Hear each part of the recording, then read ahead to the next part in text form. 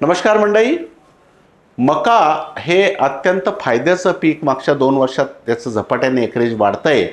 पण जे पारंपरिक मक्याचं क्षेत्र असलेलं छत्रपती संभाजीनगर, अहिल्यानगर, जळगाव, धुळे, नंदुरबार, सोलापूर हा जो भाग आहे जिथे खरीपामध्ये रब्बीमध्ये सुद्धा मका घेतला जातो आणि अनेक वर्षापासून मका घेतला जातो, अशा ठिकाणी मक्यामध्ये जमिनीतली बुरशी वाढल्यामुळं विल्ट म्हणजे मर रोग तिथं दिसतोय.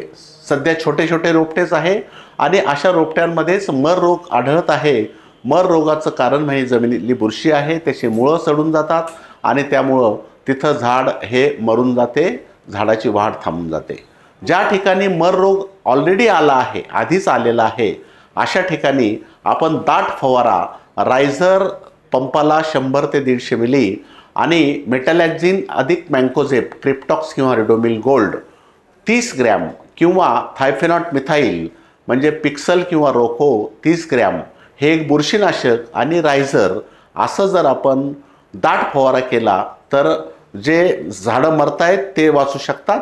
मात्र प्रिव्हेंटिव्ह प्रतिबंधात्मक ट्रायकोबुस DX अर्धा किलो रेती, माती किंवा शेणखतात मिक्स करून जिथे मर नाही तिथे फेकून दिलं तर तिथे मर येणार नाही. किंवा मर आलेल्या ठिकाणी सुद्धा ट्रायकोबुस DX सुद्धा नक्की वापरा. धन्यवाद.